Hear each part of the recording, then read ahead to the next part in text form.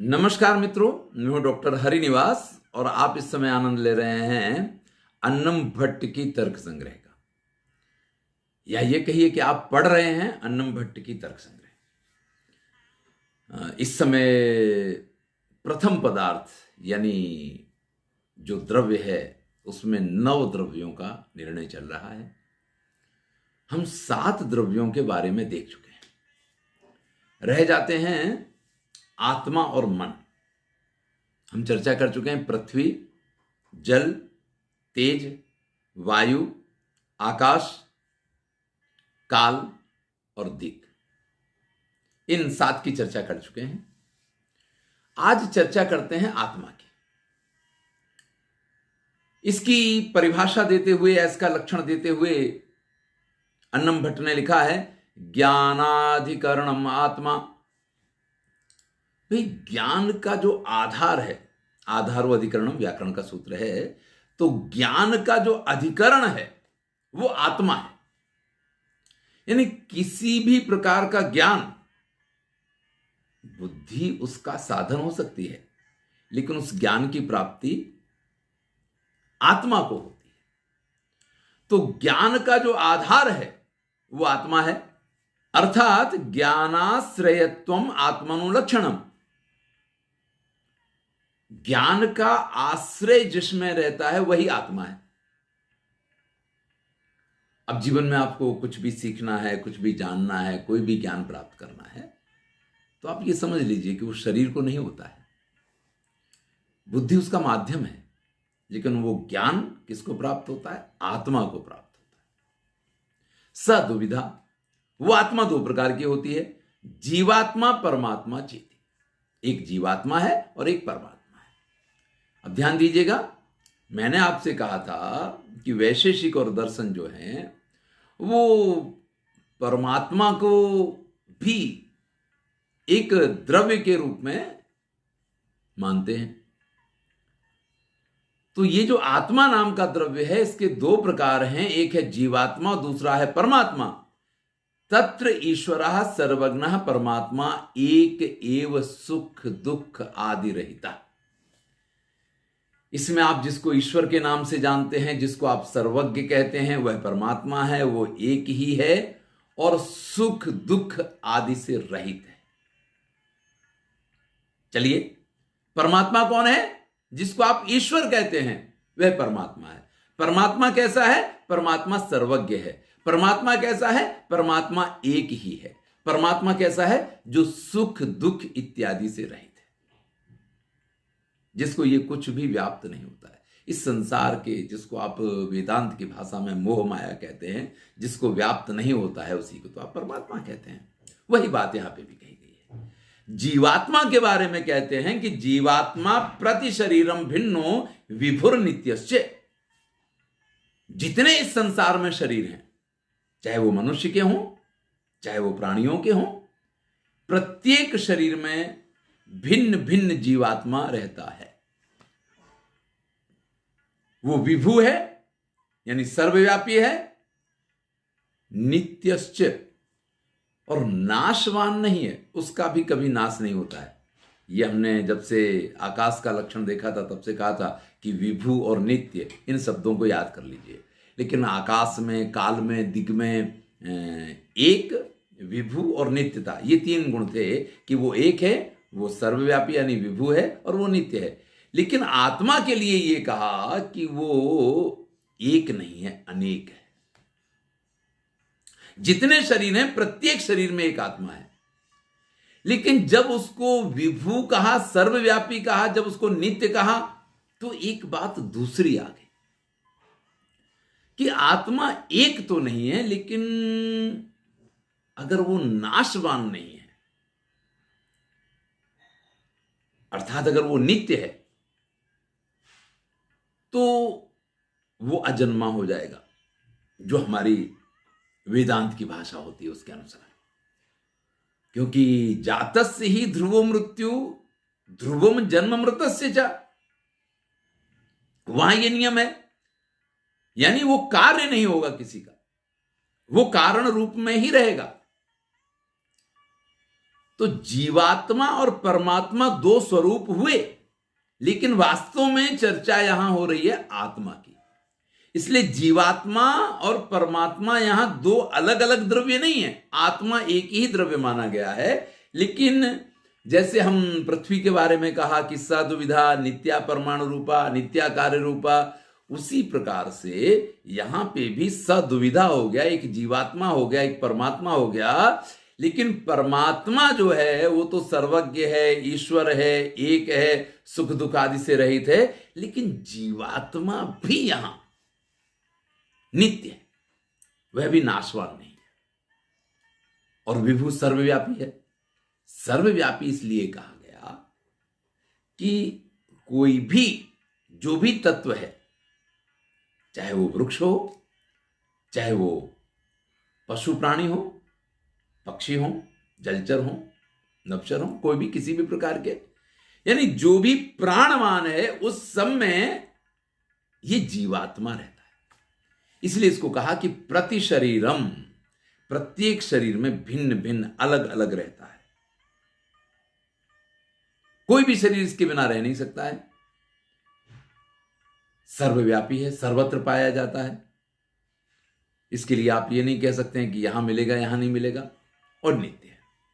चलिए, आत्मा की चर्चा के बाद एक द्रव्य बचा जिसका नाम है मन, उसकी भी चर्चा करते हैं।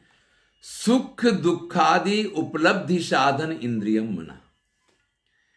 सुख दुख इत्यादि की उपलब्धि का जो साधन है वो इंद्रिय मन है।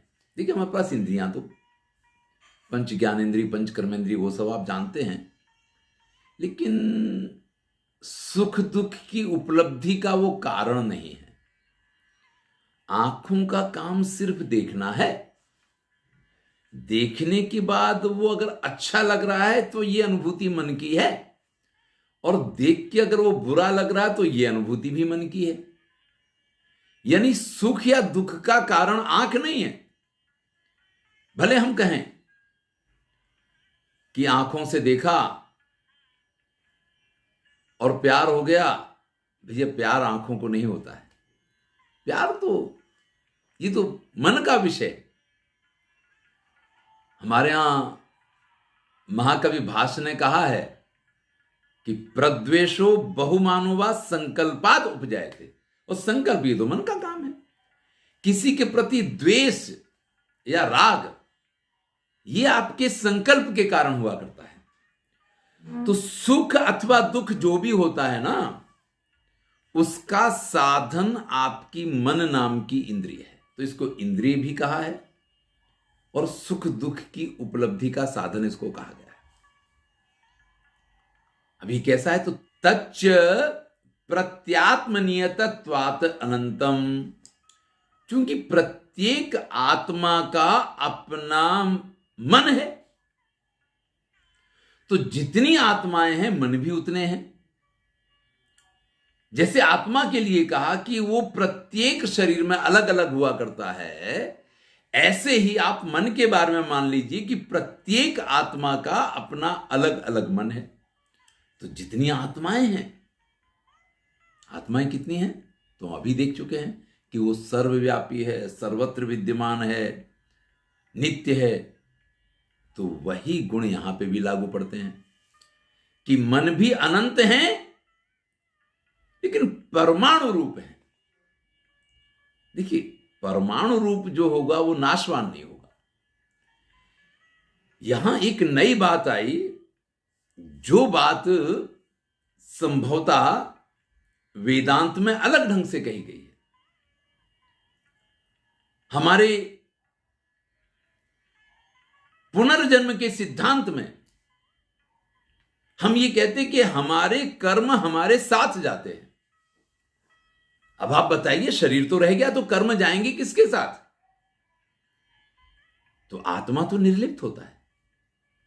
यहां ये उसका आधार बनता है कि प्रत्येक आत्मा के पास अपना एक मन है। जैसे आत्मा नित्य है, ऐसे मन भी नित्य है। यानी अगर आत्मा नहीं मरती तो वो मन भी नहीं मरता है, और आत्मा जब अगले शरीर में जाती है तो अपने मन को लेके जाती है, और वो आपके जो पिछले जन्म के संस्कार हैं, क्योंकि आत्मा इन सब से निर्लिप्त है, लेकिन मन जो है वो सुख दुख के उन संस्कारों को अपने साथ लेके जाता है। ये दर्शन है, ये वैशेषिक दर्शन है। और जब आप वैशेषिक दर्शन की बात करते हैं ना, तो यहां आंख बंद करके अंधश्रद्धा वाली बात नहीं आती है। यहां तो तर्क होता है और उसके प्रमाण होते हैं, उसके आधार पर सारी चर्चा होती है।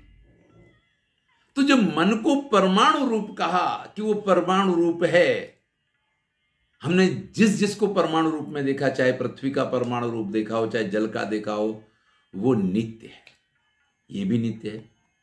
अब ये परमाणु रूप है, ये सिद्ध करने के लिए हमसे ये कहा गया, या हम इस बात को ऐसे समझ सकते हैं कि आप कान से कुछ सुनते हैं, मुंह से कुछ खा रहे हैं, नाक से कुछ सूंघ रहे हैं, आंख से कुछ देख रहे हैं,